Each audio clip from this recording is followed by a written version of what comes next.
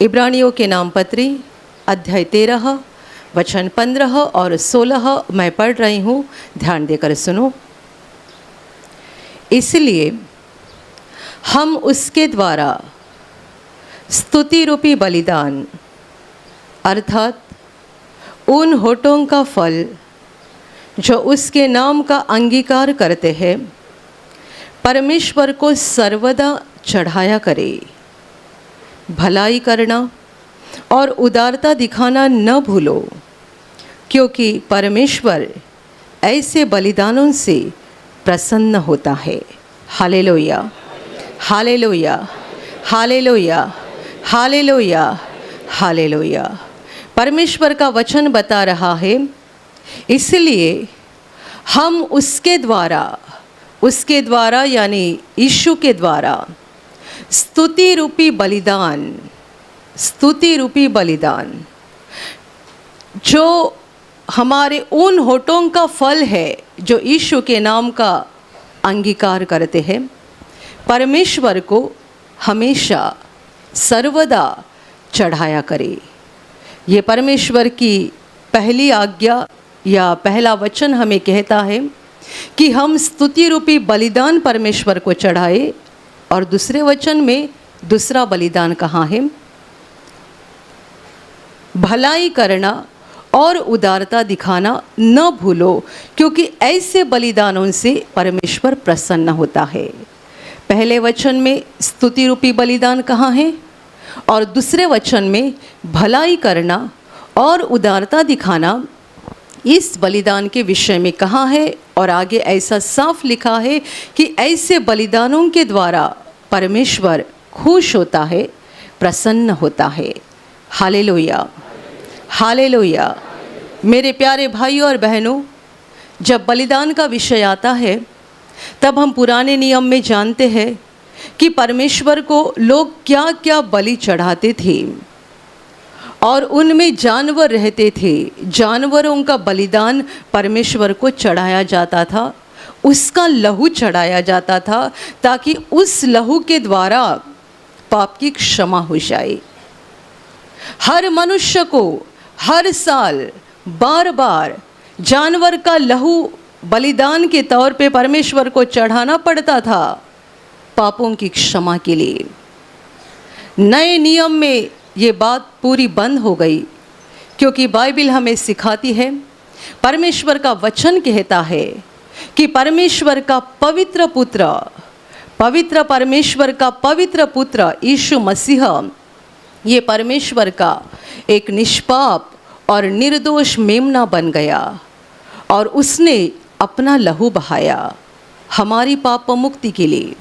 पूरे मानवता की पाप क्षमा के लिए यीशु ने अपना लहू बहाया। और इसीलिए अभी तुम्हें किसी भी जानवर का लहू परमेश्वर को बलिदान के तौर पर चढ़ाने की ज़रूरत नहीं है, क्योंकि परमेश्वर के पवित्र पुत्र ने अपने खुद के लहू को बहाया है। Hallelujah, hallelujah. पुराने नियम का सारा समय ऐसा ही चल रहा था कि लोग हर साल परमेश्वर के मंदिर में जाकर जानवर का लहू चढ़ाया करते थे। नए नियम में ये सारे रीति रिवाज बंद हो गए, एक ही के द्वारा, यीशु के क्रूस के बलिदान के द्वारा। जब यीशु का बलिदान हुआ, परमेश्वर कहता है अब मुझे किसी जानवर के लहू की ज़रूरत नहीं है, मेरे पुत्र ने उसका पवित्र लहू बहाया है तुम्हारी पाप क्षमा के लिए। बस एक ही काम करो, उस पर विश्वास करो कि वो तुम्हारी मुक्ति के लिए क्रूस पर मरा है। इस विश्वास के द्वारा मैं तुम्हें पापों से आज़ाद कर दूंगा। Hallelujah, hallelujah, hallelujah, hallelujah. मेरे प्यारे भाई और बहनों, वास्तविकता में परमेश्वर के मार्ग और परमेश्वर के रास्ते उसने मनुष्यों के लिए बहुत ही आसान कर दिए हैं। लेकिन हमें ऐसा लगता है कि परमेश्वर के रास्ते कठिन है और संसार के रास्ते आसान है। दुनिया के रास्ते हमें आसान नजर आते हैं, परमेश्वर का रास्ता कठिन नजर आता है। पर जिसके पास आत्मा की आंखें हो, जिसकी आत्मा की आंखें खुल गई है, वही जानता है कि संसार के रास्ते कठिन है, परमेश्वर का रास्ता आसान है। हमने जिंदगी भर बहुत पाप किए हैं, बहुत पाप, और यदि हर पाप का नतीजा हमारे ऊपर आ जाता है, यदि हर पाप का दंड हमारे ऊपर आ जाता है, तो हम अनंत काल अपने पापों की सजा उठाते रहते और कभी हंसेंगे नहीं, कभी खुशी में समय बिताएंगे नहीं, क्योंकि हमने पाप ही इतने किए हैं। और ऐसा नहीं कि हम आज कहेंगे आज तक मैंने पाप कर दिए, बस हो गया, आगे से मैं कुछ पाप नहीं करूँगा। ये भी नहीं होता है। हम फैसला तो बहुत करते हैं, बहुत तय करते हैं, तो भी बार बार गिरते जाते हैं। वजह यह है कि हम पापी मनुष्य है, हमारा स्वभाव पापी है, और इसीलिए चाहकर भी हम अच्छे या भले काम नहीं करते हैं, बुरे ही काम करते हैं। Hallelujah, hallelujah, hallelujah. मनुष्यों के पापों का नतीजा क्या है? नतीजा यह है कि धरती पर श्रापित बन जाना, बीमारियां, दुख, संकट, इन सबों में अपनी जिंदगी बिताते रहना। और पाप का भयानक नतीजा यह है कि मृत्यु के बाद अनंत काल के नरक में यानी आत्मा का विनाश हो जाना। कोई भी पापी आत्मा अनंत जीवन में नहीं पहुंच सकता है। जो पाप करता है उसके साथ यही होता है, धरती पर श्रापित जीवन बिताता है और मृत्यु के बाद अनंत काल के नरक में जाता है, जहाँ से उसे बचने की कोई उम्मीद नहीं रहती है। मेरे प्यारे भाइयों और बहनों, और इसी कारण पुराने नियम के यहूदी लोग बार बार हर साल परमेश्वर के मंदिर में जाकर जानवर का लहू चढ़ाया करते थे, क्योंकि परमेश्वर का वचन कहता है बिना लहू पापों की क्षमा नहीं हो सकती है। पापों की क्षमा के लिए लहू की जरूरत है, बिना लहू पापों की क्षमा नहीं होती है। और इसलिए ये लोग बार बार मंदिर में जाकर जानवर का लहू चढ़ाया करते थे। पूरे साल जो पाप मैंने किए हैं, ये लहू के द्वारा मुझे माफ़ी मिल जाए, अगले साल दोबारा जाएंगे, अगले साल दोबारा जाएंगे। ये सालों साल चलते रहा था, हजारों साल चलते रहा था। पर परमेश्वर ने इन सारी बातों को तब फुल स्टॉप दे दिया जब परमेश्वर का पुत्र धरती पर आया। उसने इस बात का ऐलान पहले ही कर दिया था कि मैं तुम्हारे पापों को उठाने के लिए आया हूं। और वो क्रूस पर बलिदान हुआ। जब यीशु को पकड़ा गया, उसका छल किया गया, उसको सताया गया और उसके दोनों हाथों में और पैरों में कीले मार दिए गए, उसको क्रूस पर लटकाया गया, तब ये सब करने वाले मनुष्य नहीं थे, परंतु उनके अंदर से बुरी आत्माएं, शैतान की आत्माएं काम कर रही थी।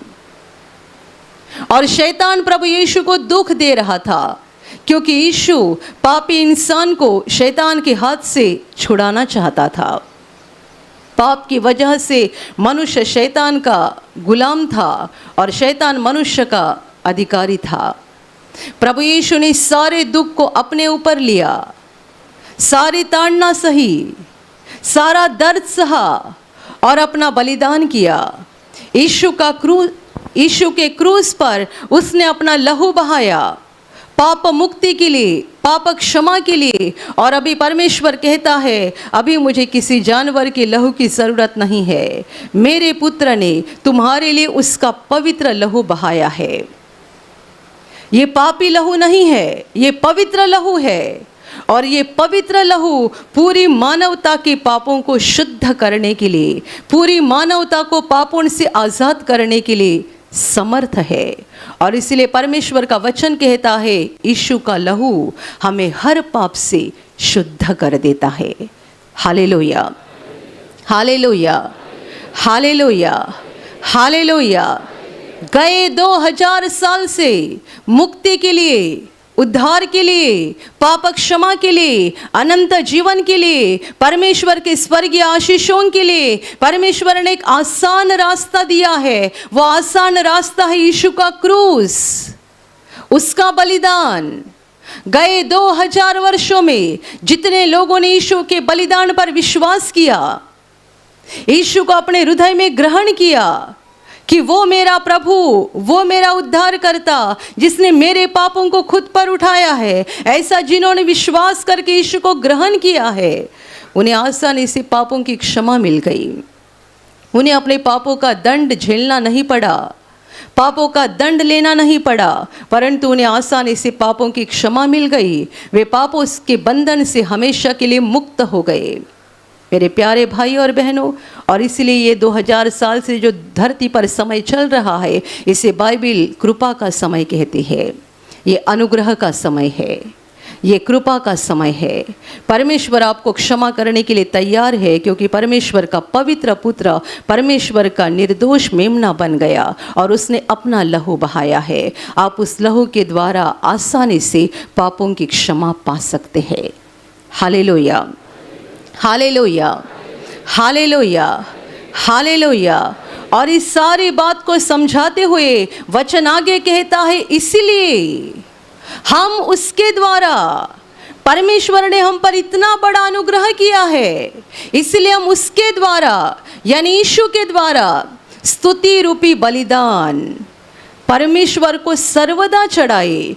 उन होठों के द्वारा, इन होठों का फल जिन्होंने यीशु का अंगीकार किया है, यीशु को ग्रहण किया है, इन होठों का फल ये रहेगा कि हम सदा सर्वदा हमेशा परमेश्वर की स्तुति करते रहे, क्योंकि उसने हम पर सबसे बड़ा अनुग्रह किया है कि बड़ी आसानी से हम अपने पापों से छुटकारा पाए हैं और पापों से आज़ाद हुए हैं। Hallelujah, hallelujah, hallelujah. किसी ने आपका 1000 रुपये का कर्जा माफ़ किया तो आपको कितना बड़ा लगता है, भला आदमी है, 1000 रुपया माफ़ कर दिया। किसी ने 10,000 रुपया माफ़ कर दिया तो आपको क्या लगेगा? किसी ने 1 लाख रुपया माफ़ कर दिया तो आपको क्या लगेगा? और किसी ने आपको 1 करोड़ रुपया माफ़ कर दिया तो क्या लगेगा बताइए? आज की दुनिया में कोई किसी को 10 रुपया भी नहीं छोड़ता है। आपने ज़रूरत पर किसी के पास से 10 रुपया मांगा भी होगा तो जल्दी वापस कर देना, वरना वो दूसरों के सामने आपकी इज्जत निकालेगा और आपके दोस्तों के सामने ही बताएगा, मेरा 10 रुपया कब लौटाओगे? ये है दुनिया, ये है मनुष्यों का पापी स्वभाव। आपने ज़रूरत के समय 10 रुपया भी मांगा होगा, तुरंत लौटा देना। कहीं ऐसा ना हो जाए कि आपके दोस्तों के सामने या परिवार के सामने वो आपकी इज्जत निकाले। आज के स्वार्थी दुनिया में कोई किसी को 10 रुपया भी नहीं छोड़ता है, तो 1000 रुपया, 1 लाख रुपया, 1 करोड़ रुपया, इनकी तो बात ही बहुत दूर है। Hallelujah, hallelujah, hallelujah. पर ऐसी स्वार्थी दुनिया में कई भले लोग भी होते हैं जो दूसरों को 10,000 रुपया, 50,000 रुपया भी छोड़ देते हैं। ऐसे भी भले लोग हैं संसार में। परमेश्वर कितना भला है बताओ, जिसने हमें अनंत काल के विनाश से आज़ाद कर दिया। हम पापों में जन्मे, पापों में पले, पापों में बढ़े, दिन रात हम पाप करते रहे, परमेश्वर के खिलाफ ही अपनी ज़िंदगी बिताते रहे, और हम इस योग्य नहीं कि परमेश्वर के सामने बैठे, हम इस योग्य नहीं कि परमेश्वर के सामने खड़े हो जाए, हम इस योग्य नहीं कि हम परमेश्वर के उस पवित्र घर में यानी स्वर्ग में पहुँचे। हम में से कोई नहीं है, मैं पापी हूँ, आप पापी है, संसार का हर मनुष्य पापी है। कोई इस काबिल नहीं है, इस लायक नहीं है कि हम परमेश्वर के सामने खड़े रह जाए। बाइबल हमें सिखाती है कि आदि मानव ने जब पहला पाप किया, उसके अंदर ये भावना पैदा हो गई कि मैं परमेश्वर के सामने नहीं खड़ा रह सकता हूँ। पहला पाप, जब तक उसने पाप नहीं किया था वो परमेश्वर के साथ एक दोस्त की तरह बातें करता था। जब उसने पहली बार परमेश्वर की आज्ञा को तोड़ दिया, पहली बार उसने पाप कर दिया, तब वो जाकर पेड़ के पीछे छिप गया, क्योंकि उससे ये हिम्मत नहीं हो रही थी कि मैं परमेश्वर के सामने आकर खड़ा हो जाऊं। एक पाप के बाद यदि मनुष्य की ये हालत थी, तो बताइए हमारी हालत क्या हो जाएगी। हमने क्या एक पाप किए हैं? आज शाम नहीं रात सोने से पहले जब आप बिस्तर पर बैठेंगे, तब आप पहले आपके हाथ में एक पन्ना लेना, पेन लेना और याद करते जाओ, सुबह से लेकर अभी बिस्तर पर मैं आया हूँ तब तक दिन भर मैंने कितने पाप किए हैं। आज का दिन, आज 1 सितंबर है ना, 1 सितंबर 2024, रात को सोने से पहले बिस्तर पर बैठे बैठे पहले हाथ में पेन लेके लिखते जाओ। सुबह उठ जब मेरी आंखें खुल गई तब से अब तक दिन भर मैंने कितने पाप किए, कितने जन को उल्टा बोला, झूठ बोला, फंसाया, धक्का देके गाड़ी में चढ़ा, सारी बातों को याद करना। और शुरुआत घर से ही होती है, क्योंकि हमारा झगड़ा बाहर कम, घर में ज़्यादा होता है। बाहर वालों के साथ हम मीठी मीठी बातें करते हैं और घर में सबके साथ कड़वाहट के साथ बात करते हैं। तो शुरुआत घर से ही होती है, तो घर से ही आरंभ करो। सुबह से लेकर रात तक क्या क्या बोले हैं, कितनी गलत बातें मुंह से निकाली है, और ये बुरी बातों का खजाना है। सारे बुरे ख्याल यहाँ आते हैं, वो भी लिखते जाओ। हर बुरी बात जो हमारे मन में आई है परमेश्वर के इच्छा के खिलाफ, वो पाप है। हर बात जो परमेश्वर की इच्छा के खिलाफ हमारे मुंह से निकली है, वो पाप है। हर काम जो परमेश्वर की इच्छा के खिलाफ हमने किया है, वो पाप है। याद करते जाओ और लिखते जाओ, आपका पन्ना भर जाएगा और आपको उठना पड़ेगा दूसरा पन्ना लेने के लिए।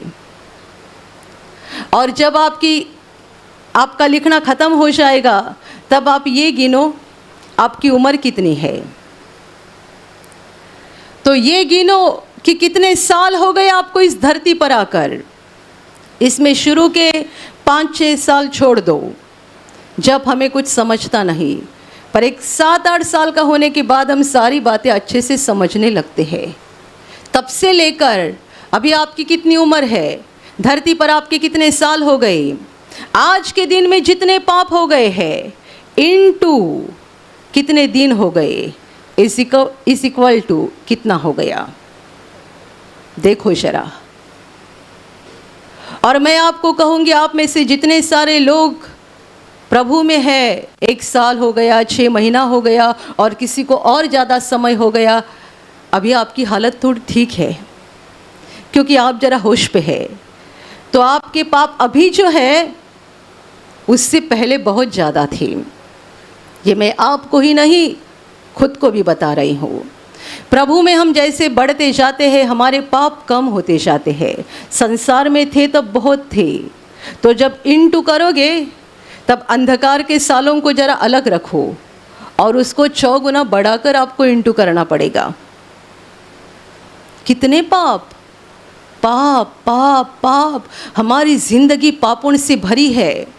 और इन सारे पापों को परमेश्वर एक पल में माफ कर देता है जब हम यीशु के क्रूस के संदेश पर विश्वास करते हैं, यीशु को अपना प्रभु और उद्धारकर्ता के रूप में ग्रहण करते हैं और ये कहते हैं, हाँ प्रभु मैं पापी हूँ और मेरा विश्वास है कि मेरे पापों को तूने उठाया है। मैं पापी हूँ, मेरा विश्वास है मेरे पापों को तूने उठाया है।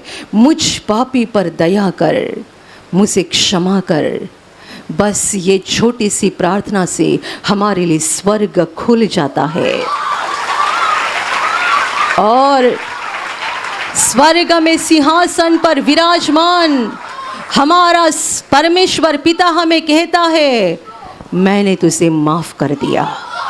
आज से तू मेरा बेटा है, आज से तू मेरी बेटी है, मैंने तुझे ग्रहण कर लिया।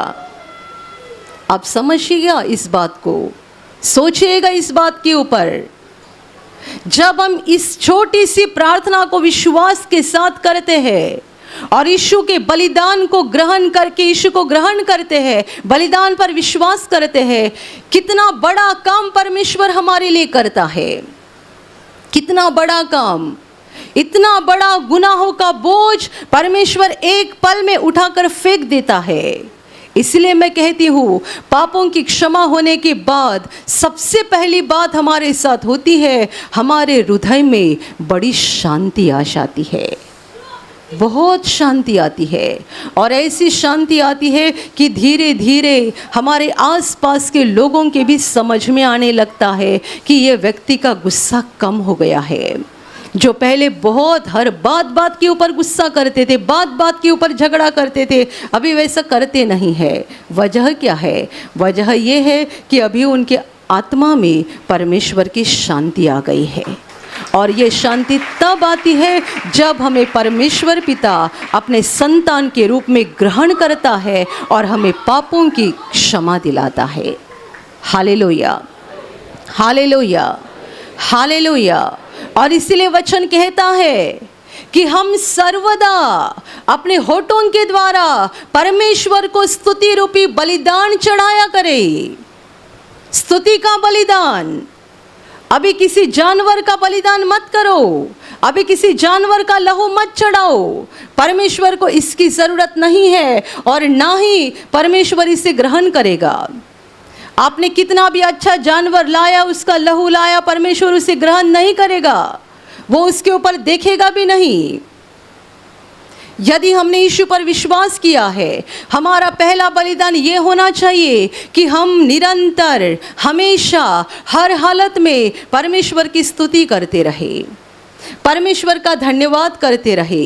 जो हमारे होठ पहले बोलते थे, कहाँ है परमेश्वर, मेरे नसीब में सब बुरा ही है, परमेश्वर ने मेरे नसीब में सब दुख ही लिखा है। जो हमारे होठ परमेश्वर के बारे में गलत फहमी करके कुछ न कुछ बोलते रहते थे, बुरी बातें बोलते रहते थे, साथ ही साथ दूसरों की निंदा करना, गालियाँ देना, झूठ बोलना और बहुत बातें इन होठों के द्वारा बोलते थे, अभी ये सारी बातें बंद हो जाए और इन होठों का परमेश्वर को ये फल मिल जाए कि हमारे होठ ये बोलते रहे, हे प्रभु तू अच्छा है, तू भला है, तू मेरा बाप है, तूने मुझे आज़ाद कर दिया, तूने मुझे क्षमा कर दिया, तेरे जैसा कोई नहीं है। Hallelujah, hallelujah. तेरे जैसा कोई नहीं है। तूने मुझ पर जितना प्रेम किया उतना प्रेम कोई नहीं कर सकता है। क्योंकि मेरे घर वाले भी मेरी ज़िंदगी के गंदगी को नहीं जानते हैं।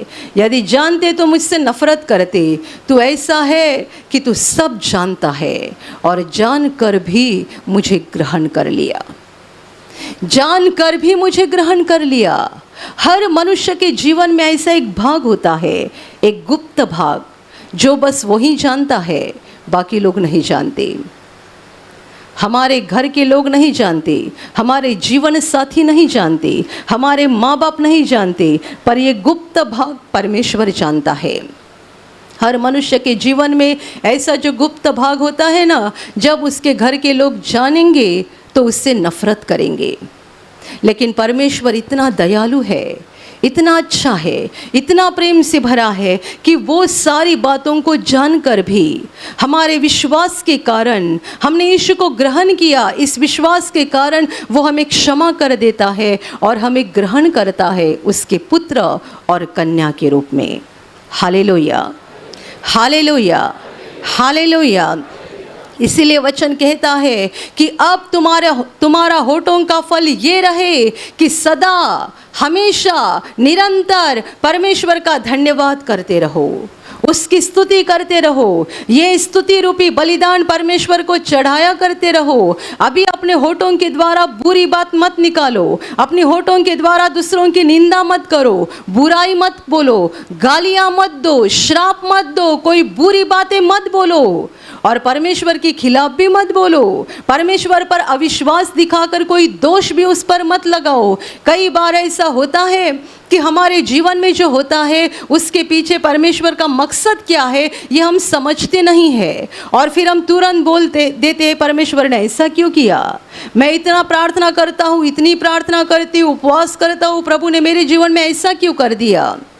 ध्यान में रखना, हर बात के पीछे परमेश्वर का कोई मकसद होता है और हर विश्वासी के जीवन में जो परमेश्वर का पुत्र या कन्या बन गई है, उनके जीवन में जो भी होता है वो भलाई के लिए होता है। चाहे वो दिखने के लिए बुरी बात हो, पर उसके द्वारा भलाई उत्पन्न हो जाएगी।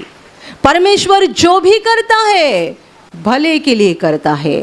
इसलिए हमारे होठ ये बोलने के लिए ना ही ले कि परमेश्वर ने ऐसा क्यों किया, ऐसा क्यों किया, ये क्यों होने दिया, ऐसा क्यों होने दिया। ऐसे शब्द हमारे होठों के द्वारा न निकले, परंतु हमारे होठ का ये फल परमेश्वर को मिले कि हम सदा सर्वदा उसका धन्यवाद करते रहे, उसकी स्तुति करते रहे।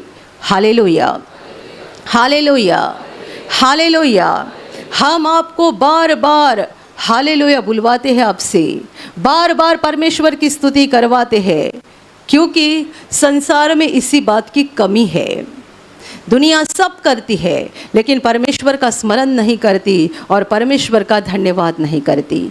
आप भी देखो, आप अपने पहले की ज़िंदगी में जब आपको यीशु की पहचान नहीं थी और आप अंधकार में थे, क्या आप परमेश्वर का धन्यवाद करने वाले लोग थे? हमें ऐसा लगता ही नहीं था कि परमेश्वर ने हमारे ऊपर कोई उपकार किए हैं, कोई एहसान किए हैं, लगता ही नहीं था। पर जब आपको यीशु की पहचान हो गई, आपने जीवन को, सत्य को, मार्ग को जान लिया, तभी समझ लिया कि परमेश्वर कितना प्यार से भरा हुआ है। और इसीलिए लगातार निरंतर हमें परमेश्वर का धन्यवाद करना चाहिए। Hallelujah, hallelujah, hallelujah.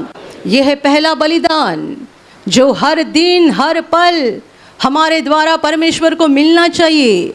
मैं हमेशा कहती हूँ, जब सुबह बिस्तर पर आपकी आँख खुल जाती है तब मुँह से पहला शब्द निकले, धन्यवाद प्रभु, रात भर मुझे संभाला, नया दिन दिया, तुझे धन्यवाद। कम से कम इतना तो बोलो और उसके बाद बिस्तर से बाहर आ जाओ। किसी की आंखें सुबह खुल जाती है और सुबह धन्यवाद प्रभु शब्द मुंह से निकलता है, तो ये सही रास्ते पर है, इसने परमेश्वर के प्रेम को जान लिया है। और किसी की आंखें खुल जाती है, पहला मोबाइल देखते हैं, टाइम देखते हैं, अभी ये करना है, अभी वो करना है, अभी वो करना है, फटाक से बिस्तर से बाहर आते हैं, भाग दौड़ करते, ये काम वो काम वो काम, और फिर घर से निकलते समय 1 मिनट प्रभु की तस्वीर के सामने खड़े हो जाए और 1 मिनट के लिए प्रार्थना करे। वो भी क्या, हे प्रभु मैं काम पे जा रहा हूँ, मुझे संभालना, मुझे गाड़ी मिल जाए, बस मिल जाए, रिक्शा मिल जाए, मेरा काम ठीक हो जाए, मैं आ जाऊँ। Hallelujah, hallelujah, hallelujah. जैसे कि परमेश्वर हमारा नौकर है, हम उसको बता के जा रहे हैं, तुम्हारा काम है मुझे संभालना, मैं तुम्हें बता के जा रहा हूँ, रात को इधर आने तक मेरी रक्षा करना। आप सही रास्ते पे नहीं हैं। मैं ये नहीं बता रही कि आप गलत कर रहे हैं, ये प्रार्थना गलत नहीं है, पर प्रभु का धन्यवाद कहाँ है, प्रभु की महिमा कहाँ है, उसके एहसानों को याद करना कहाँ पर है। सुबह जब बिस्तर पे आंखें खुल जाती है, पहले आपके मुंह से निकलना चाहिए, प्रभु धन्यवाद, रात भर मेरी रक्षा की, ये नया दिन दिखाया, तुझे धन्यवाद। Hallelujah, hallelujah. रात में यानी बीच रात में, आधी रात में कभी पेट में दर्द हुआ होगा और थोड़ा सा दर्द होने के कारण कुछ समय के लिए आपकी नींद लगी भी नहीं होगी, तो भी सुबह उठने के बाद बोलो तुझे धन्यवाद, क्योंकि पीड़ा देने वाला, दर्द देने वाला परमेश्वर नहीं है, वो दुष्ट शैतान है। परमेश्वर प्रेम है, प्रेम है, अनंत प्रेम है। Hallelujah, hallelujah, hallelujah. स्तुति रूपी बलिदान सर्वदा चढ़ाया करो। सुबह जब आंखें खुल जाती है तब शुरुआत होनी चाहिए, प्रभु तुझे धन्यवाद। दिन भर हमारा मुंह, हमारा हृदय परमेश्वर की स्तुति करते रहे, स्तुति करते रहे। आप ट्रेन से सफ़र कर रहे, बहुत भीड़ में है, तो भी आपके अंदर, आपके मन में प्रभु का भजन चलता रहे, प्रभु का धन्यवाद चलता रहे, प्रभु की स्तुति करते रहे। आप कंपनी में, ऑफिस में काम कर रहे, वहाँ प्रभु का धन्यवाद करते रहे। आप वापस आ रहे, सफर में है और किसी काम में है, सब जगह हर हालत में परमेश्वर का धन्यवाद करो। ये पहला बलिदान है जिसके द्वारा परमेश्वर प्रसन्न होता है। अभी दूसरा बलिदान क्या है? आगे के वचन में कहा है कि हमें भले काम करना है और उदारता के काम करना है। भलाई करना और उदारता दिखाना न भूलो, क्योंकि ऐसे बलिदानों से परमेश्वर प्रसन्न होता है। भलाई करना और उदारता दिखाना, इसका मतलब दूसरों पर सच्चा प्रेम दिखाना। आपके आसपास जो लोग हैं, आपके घर में हो या सफ़र में हो या कंपनी में हो, ऑफिस में हो, हम सबों के साथ भले काम और उदारता के काम करते रहे। एक बात ध्यान में रखना, परमेश्वर ने हमें पूरी दुनिया के ऊपर प्रेम करने की आज्ञा नहीं दी है, परंतु पड़ोसी के ऊपर प्रेम करने की आज्ञा दी है। इसलिए मैंने आपको शुरू में ही कहा कि परमेश्वर के रास्ते आसान है, हमें कठिन लगते हैं पर आसान है। यीशु ने आज्ञा क्या दी है? अपने पड़ोसी से प्रेम करना। ये नहीं कहा है दुनिया से प्रेम करना, सारी दुनिया के लोगों से प्रेम करना। यदि ऐसा है तो यह आज्ञा बहुत कठिन है, बहुत भारी है और हम इसको उठा नहीं पाएंगे। अभी कहाँ किसी राज्य में बाढ़ आ गई तो हमें दौड़ के जाना चाहिए, उनकी मदद करनी चाहिए। अमेरिका में कोई संकट आ गया, हमें वहाँ भी जाना चाहिए, उनकी मदद करनी चाहिए। किसी देश में कोई संकट आ गया, किसी दूसरे राज्य में संकट आ गया, हमें वहाँ भी जाना चाहिए, उनकी मदद करनी चाहिए। नहीं, ये हमसे नहीं हो सकता है। हम तो दुर्बल लोग हैं, हमारे शरीर को भी सीमा है, दिमाग को भी सीमा है। तो परमेश्वर की आज्ञा ये नहीं है पूरे संसार के लोगों के ऊपर प्रेम करो। परमेश्वर जानता है पूरे संसार के लोगों के ऊपर प्रेम करना उसका काम है, हम ये नहीं कर सकते हैं। हमारे लिए छोटी आज्ञा है, अपने पड़ोसी से प्रेम करो। अभी पड़ोसी कौन बताओ? तुम्हारा भाई तुम्हारा पड़ोसी है, तुम्हारी बहन तुम्हारी पड़ोसी है, पड़ोसन है, तुम्हारे माँ बाप और तुम्हारे घर के आसपास रहने वाले, तुम्हारे सास ससुर, तुम्हारे रिश्तेदार जो तुम्हारे करीब रहते हैं। जब तुम सफ़र करते हैं ट्रेन से या बस से या रास्ते से पैदल चल रहे हैं, तुम्हारे आसपास जो लोग हैं, तुम जहाँ काम करते हो वहाँ जो तुम्हारे आसपास है, यानी हम जहाँ कहीं रहते हैं वहाँ हमारे आसपास जो लोग हैं, उनमें जो दुर्बल है, कमज़ोर है, जिनको सहायता की ज़रूरत है, जिनको मदद की ज़रूरत है, उनके बारे में हम उदारता के काम करें, भलाई के काम करें, ये परमेश्वर की इच्छा है। Hallelujah, hallelujah, hallelujah, hallelujah. नहीं तो कोई बहन यहाँ पर होगी, वो कहेगी हाँ हाँ भले काम मैं करती हूँ। क्या करती हूँ? मैं कहीं एक अनाथ आश्रम में गई थी, वहाँ मैंने 100 बच्चों को खाना खिलाया, बहुत भला काम किया। घर में बिस्तर पर सास लेटी हुई है, उसको एक गिलास पानी भी नहीं दे रही है। बिस्तर पर सास लेटी हुई है, उसके बारे में ये सोच रहे कब खत्म हो जाएगी। प्रभु ने तुझे कहा है पड़ोसी पे प्रेम कर। अभी फ़िलहाल तेरी सास तेरी पड़ोसन है, उस पर प्रेम कर। सास जो बिस्तर पर लेटी है ना, उसको पानी दे, खाना दे, उसके नहाने की व्यवस्था कर, उसकी जितनी सेवा उसकी ज़रूरी है वो कर ले। यदि वो करेगी तो परमेश्वर ज़्यादा खुश हो जाएगा। लोग क्या करते हैं, इस गरीब की हमने मदद की, वीडियो बनाया यूट्यूब पर डाल दिया, उस गरीब की मदद की, वीडियो बनाया यूट्यूब पर डाल दिया। घर में कोई बीमार पड़ा है, उस पर देखते भी नहीं है। और ज़्यादातर घर में बूढ़े लोग होंगे तो उन पर नज़रअंदाज किया जाता है। Hallelujah, hallelujah. मैं आपको बताऊं, यह आपकी परीक्षा होती है। आपके परीक्षा के लिए आपके साथ ऐसा होता है। आपके घर में कोई बूढ़ी व्यक्ति बीमार हालत में है या उनको आपकी सहायता की ज़रूरत है, आप उनकी सहायता नहीं करते हैं और आप दुनिया के सामने दिखावा करने के लिए दूसरों की मदद करते हैं, ये परमेश्वर की नज़र में भले काम नहीं है। Hallelujah, hallelujah, hallelujah. आप भले काम करना चाहते, आप रास्ते से जाते हैं, कोई गरीब लोग, कोई भिखारी आपकी नज़र में आते हैं, उनके साथ भलाई के काम करो।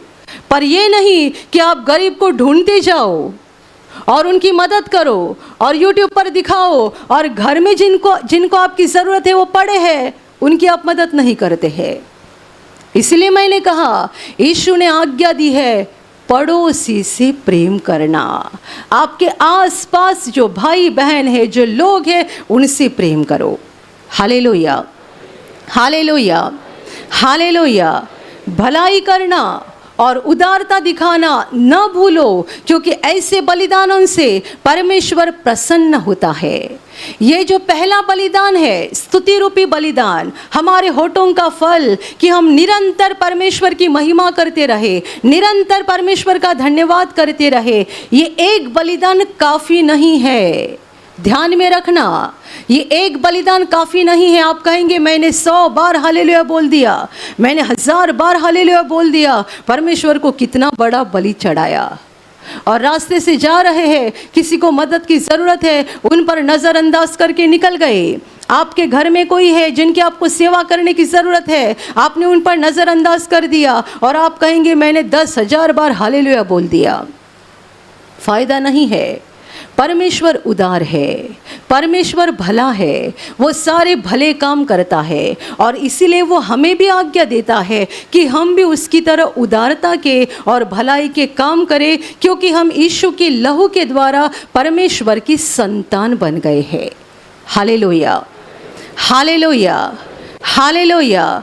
कोई व्यक्ति बहुत अच्छा जीवन जीता है, यानी दुनिया की नज़र में अच्छा व्यक्ति रहता है, लोग उसे भला मनुष्य कहते हैं। और यदि उसका बेटा बिगड़ जाए और गलत काम करे तो दुनिया के लोग क्या कहेंगे? बाप कैसा और बेटा कैसा। बाप दूसरों की मदद करने वाला है और बेटा तो एकदम खराब निकला। हम वैसे ना बन जाए। हमारा बाप भलाई करने वाला और उदारता के काम करने वाला है। यदि हम उसके बच्चे हैं तो हमें भी दूसरों के ऊपर तरस आनी चाहिए, हमें भी दूसरों के बारे में दया दिखानी चाहिए, करुणा दिखानी चाहिए। यदि हमें दूसरों के लिए प्रेम, दया, करुणा नहीं है तो हम परमेश्वर के बच्चे कैसे हो सकते हैं? बताइए, बताइए, हम परमेश्वर के बच्चे कैसे हो सकते हैं? कितने सारे लोगों के घर में ही ऐसे लोग हैं कि आपको उनकी सेवा करने की ज़रूरत है और आप करते नहीं हैं।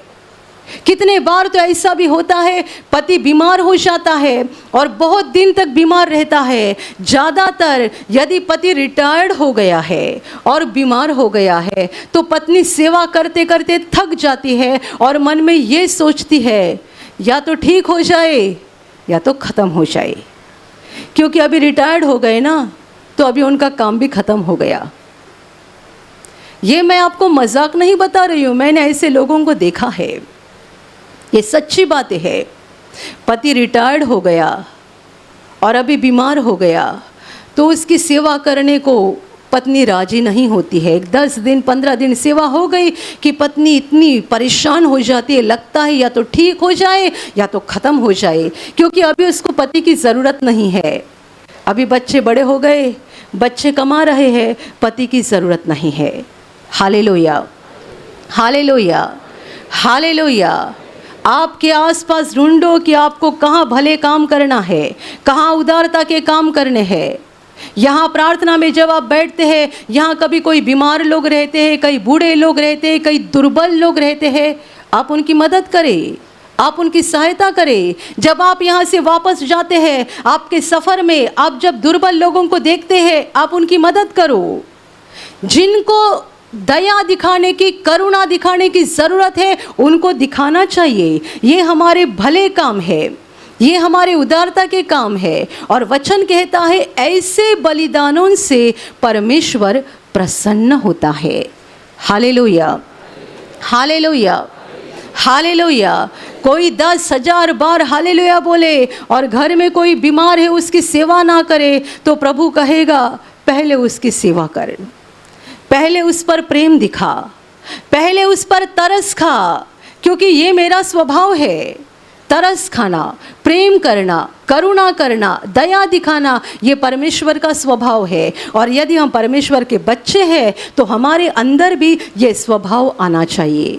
Hallelujah, hallelujah. मेरे प्यारे भाई और बहनों, परमेश्वर ने हमें मुफ्त में पापों की क्षमा दिलाई है यीशु के क्रूस के बलिदान के द्वारा। मुफ्त में पापों की क्षमा, मुफ्त में स्वर्ग के आशीष, मुफ्त में पवित्र आत्मा, मुफ्त में चंगाई। आप में से कितने सारे लोग यहाँ बड़े बड़े बीमारी से चंगे हुए हैं? आप बताइएगा कि आपने चंगाई पाने के लिए कितना पैसा दिया है? यहाँ बहुत है जिनका दमा ठीक हो गया है, बहुत है जिनका कैंसर ठीक हो गया है, कितने सारे लोगों की सालों साल की बीमारी ठीक हो गई है। आपने कितना पैसा भरा है जिसके द्वारा आपको ये चंगाई मिली। अभी आपको आना जाना करने के लिए पैसा लगा होगा, उतना तो देना ही पड़ेगा। पर क्या परमेश्वर ने आपसे कोई पैसा लिया है? क्या हमने आपसे कोई पैसा मांगा है? हम तो किसी चंगाई का पैसा ले नहीं सकते हैं। यीशु ने आज्ञा दी है, तुम्हें मुफ्त में मिला है, मुफ्त में बांटते जाओ।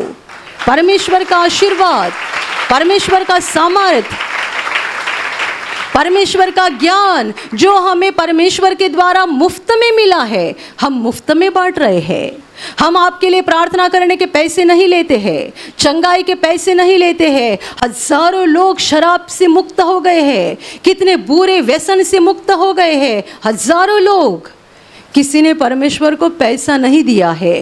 दाम देकर चंगाई खरीदी नहीं जाती, दाम देकर छुटकारा खरीदा नहीं जाता है, दाम देकर परमेश्वर के आशीषों को खरीदा नहीं जाता है, दाम देकर परमेश्वर के किसी वरदान या सामर्थ को या पवित्र आत्मा को खरीदा नहीं जाता है।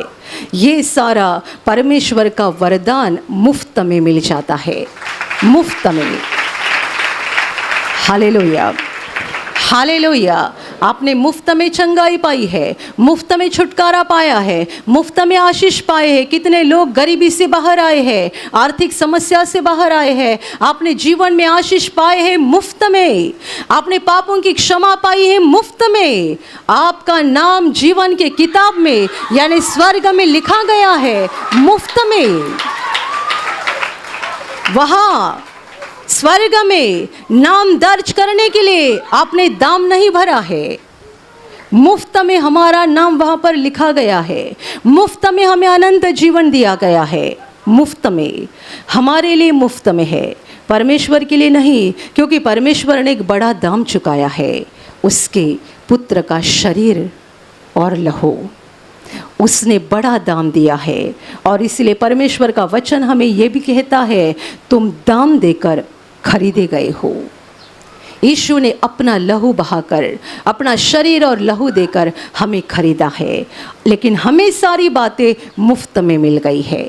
Hallelujah, hallelujah, hallelujah. आप वचन बोलते हैं, उसी के मार खाने से हम चंगे हो गए, उसी के यीशु के मार खाने से हम चंगे हो गए, क्योंकि उसने हमारी बीमारी ली है।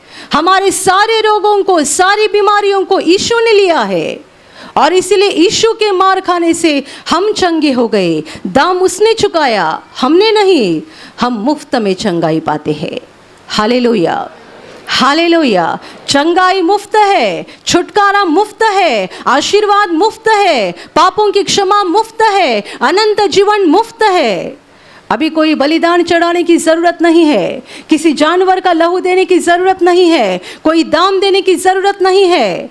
और इसलिए वचन कहता है, 2 बलिदान चढ़ाया करो। एक बलिदान अपने होठों के द्वारा निरंतर परमेश्वर का धन्यवाद करो, और दूसरा बलिदान भले काम करो, उदारता के काम करो। ऐसे बलिदानों से परमेश्वर प्रसन्न होता है। Hallelujah, hallelujah, hallelujah. और अभी प्रार्थना करने का समय है। आप विश्वास करो कि एक पल में प्रभु यीशु आपको छूकर चंगाई देगा।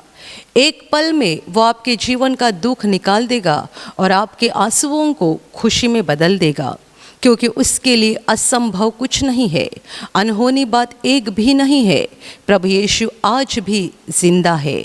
2000 वर्ष पहले वो शरीर रूप में धरती पर था, आज शरीर रूप में नहीं बल्कि आत्मा के रूप में है। और दुनिया के कोने कोने में जहाँ जहाँ लोग विश्वास के साथ उसको पुकारते हैं, उसके पास प्रार्थना करते हैं, उन सबों की पुकार को प्रभु सुनता है, उन्हें चंगा करता है, उनके आंसुओं को पोंछ देता है और उनके जीवन को खुशी से भर देता है।